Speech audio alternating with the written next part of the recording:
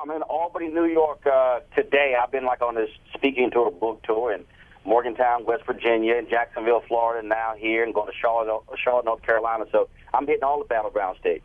You sure are. All right, so I was reading your column, and you bring up this point about, be careful who you are associating with someone else, because That's right. A lot of people in Congress have associations that they would rather forget. Well, yeah. Because, see, first of all, let's just cut to the chase.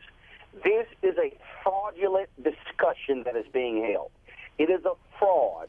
And shame on Senator John McCain, shame on Governor Sarah Palin, because they know they have nothing else to talk about.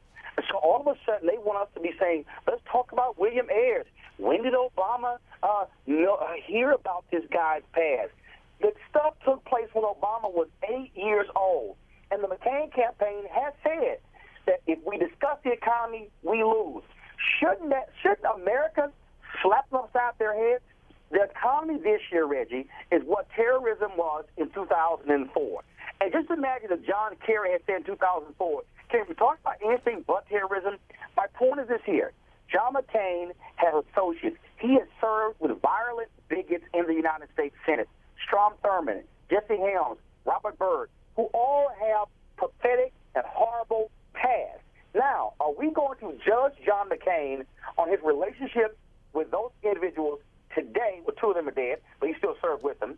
Or are we going to say, no, we're going to hold you, John McCain, responsible for their deeds 30, 40 years ago? It's a stupid conversation. All right, let's see what some of our viewers are writing in about today. Let's go to Gina. And first of all, Gina says, have to wonder with McCain-Palin if this is an example of do and say anything to win. I think they know they are sinking and getting desperate. Is that what this is all about? This is all about them being totally desperate because they have no plan. They have no agenda. And so my deal is, why don't you sit down with your economic advisors and come up with a plan and talk to the American people? They're trying to play the boogeyman right now. All of a sudden, you have surrogates going out and saying, Barack Hussein Obama. Then the campaign comes out and apologizes. Well, Reggie, you and I know the deal.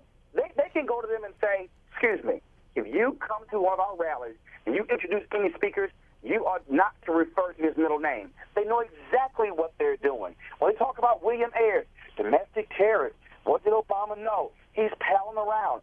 They want to put in the minds of people who don't follow politics every day. This guy's scary. He's a scary black guy. Who are these radicals that he knows? You know what's amazing, though?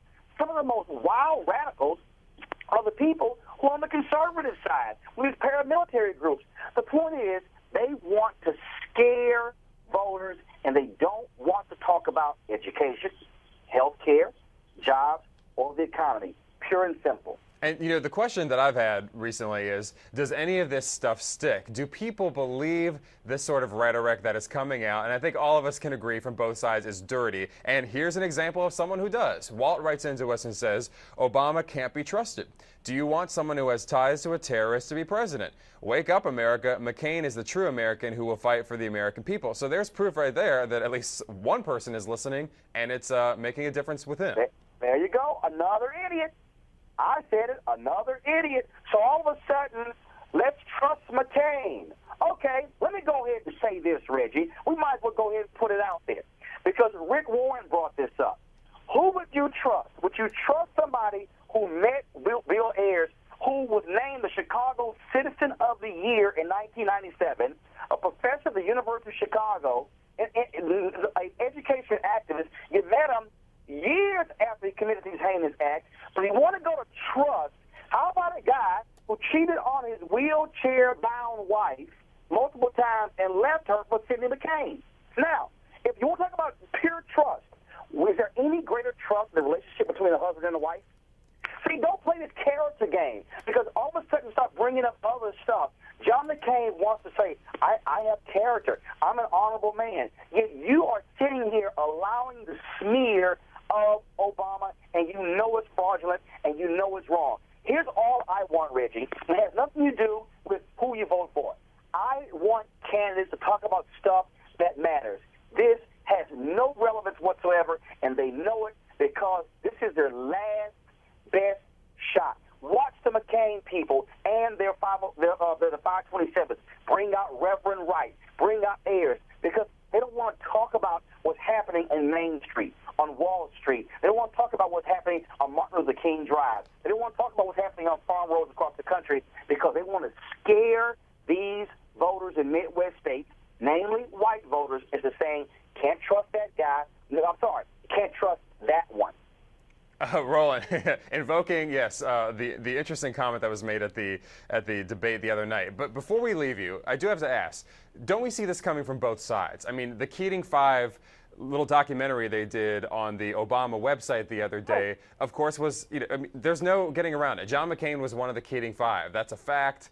Some people can dispute exactly how that documentary was done, but aren't they bringing out stuff too? Absolutely. And here's what Obama told me when I interviewed him. He said, we will not be the first one to hit. We'll be the last one to hit. The Obama campaign never brought up Charles Keating until the McCain camp said, well, let's go after his shady characters. And that's the problem, Reggie. When you decide to go after somebody else's shady characters, guess what? They're coming after yours. And you know what? Charles Keating cost the American taxpayer $2.3 billion. John McCain could dance around it all day. The reality is he was involved with a financial terrorist, and let's explain that, John McCain, and that's the problem. It means nothing on the present day. That took place in the 80s. Bill Ayers took place in the 90s. We're in 2008. So let's see the McCain campaign have a debate